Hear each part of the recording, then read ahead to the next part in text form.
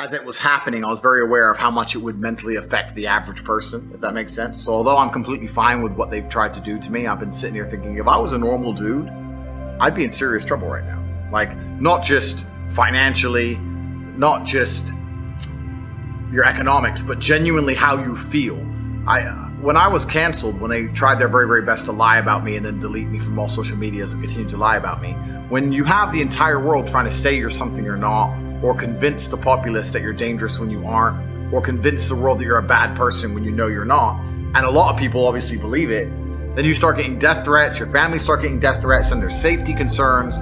And I was thinking, if I was a normal dude living a normal life right now, this would be a serious problem. Luckily, I'm not a normal dude, which I put a life together that made me difficult to damage long ago, long before this, because I knew to a degree something like this was going to happen. But yeah, it was certainly an interesting few months when they began the attack. Yeah. And when you talk about the Matrix attacking you, for people who are not familiar with the terminology or maybe even the story, give us a rundown of actually what's played out. Sure. Well, I call the world the Matrix very simply. If the people who have seen the movie, they will know that our body heat inside of the movie, the body heat of humans is being harvested and used. And they occupy our minds with a false reality to keep us producing body heat long enough for the machines to function. And I believe that's a perfect analogy of what happens in the world today. I believe that our labors and our intellects and our work is basically being exploited from us and extracted. And to keep our minds occupied, they purport a false reality. Perhaps it's not a computer simulation like the movie, but it's certainly computer control. If the social media companies and the media companies can control the information people have access to, and they'll delete an entire side of the argument for anybody who tries to talk against it, then they are creating a false reality. And people are buying into this false reality so that they can stay asleep long enough to continue to be a slave. So I think the Matrix is a perfect example of what's happening in the world today. And anybody who stands up and speaks loudly up against the Matrix, if you do it too loud, too long, sooner or later they see you as a problem, they want you to go away. And there's 3 stages to that. First, they try and delete you everywhere and cancel you like they've done to me. The second stage is put you in jail for no reason. And the third stage is to kill you. So one of my lives have been used up now. So it's kind of scary, you know? You're kind of sitting there going, well, usually at this stage people go away. But if I don't go away, what comes next? So that's kind of scary. But basically the media machine, the Matrix, decided that the impact I was having on the populace was not beneficial to them and their goals and their aims, and that whatever I'm teaching people or making people think about isn't necessarily aiding their agenda. I think with people in my position, some of them will sell their soul, or some of them will change their mind and shut up. I'm not that guy. They tried to, I think with a certain degree, they promise you fame and money, or they'll unshadow ban you, or they'll let you be a certain way. They'll let you get bigger and let your ego be satisfied if you'll be quiet. I refused, and then they decided to try and delete me from everywhere, so that's what happened. Yeah. So they took even I can't remember everything, bro. They took my Uber, my Airbnb, which is funny because I never used Airbnb. When they sent me a cancellation email, it's the only one I replied to. I was like, because they sent me some email, hi, my name's David, I'm from Airbnb, and the idea of inclusion is behind Airbnb's philosophy, and blah, some crap about how I'm a bad person. And I replied, brother, I didn't even know I had an Airbnb account. I can't remember ever booking an Airbnb. I don't know why you're trying to feel involved, but get fucked. So I told them to fuck off. But Uber, Airbnb, my payment processor for my business, Stripe, my Gmail, my Instagram, my Facebook, my Discord, banks, 4 banks in the UK banned me. TransferWise banned me. Name a company. Yeah. They banned me. Like it was crazy. So everybody was banning me from everything instantly. And the optimists of the world believe that it's just social pressure and that one company bans you and the others just fall in line. Whereas me, perhaps a pessimist, but truthfully a realist, I understand that it's very orchestrated and it's designed to teach you a lesson. They want to teach you a lesson. They want you to be broke. They want you to struggle to function in society, and they want you to have no voice. And that's what they want to do. They want to make you scared to continue to talk.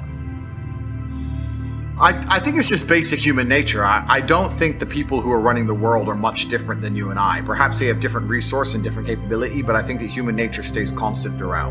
And me, I run a fairly large empire now. Let's say I have 200 or 300 people working for me.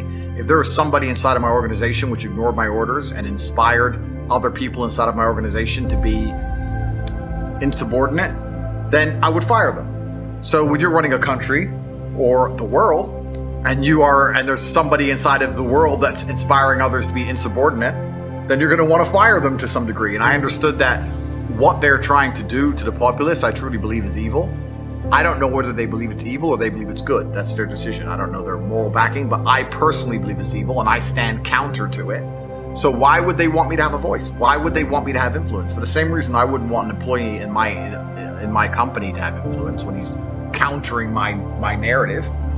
They don't want me to have a voice. So I always understood this. I knew that sooner or later they were going to just look at me and think he's too big of a problem to exist. And they have to pretend to be balanced and fair. Because when you're tyrannical, the number one thing you don't want people to realize is that you're tyrannical, right? So you have a massive voice, especially during COVID. It was me and you, the number one biggest anti-COVID guys. We were absolutely completely about it. But they have to let some people talk against their agendas, because if they delete everybody instantly, then it shows that they're tyrannical and it collapses. So you have to pretend they're balanced and fair, and they do. But if you reach a critical mass where you're having a genuine impact and effect at a certain point, I think that they just come for you and shut you up. Your Twitter account's massive, and you say so many great things on Twitter. If you had the same following on other platforms that you had on Twitter, you'd be gone. That's just what happens. You get to a certain point of critical mass, and they go, oh, "Okay, he has to go." That's a good question. Some companies gave me a reason, some companies didn't. So Meta and YouTube never even sent me an email. They just deleted me completely, and in sync were these massive press releases, which obviously they had prepared statements to release to the press, but they never gave me an official reason by email. So they've never even told me why. And the reason for that is because I think they understood that they're probably going to end up in court, and they want to be able to make up their reason as they go along in the courtroom. They don't want to stick to a reason on the day. In fact, I've heard from reliable sources that terms and conditions for both of these companies have changed post my banning. So they've tried to protect themselves. So that's that.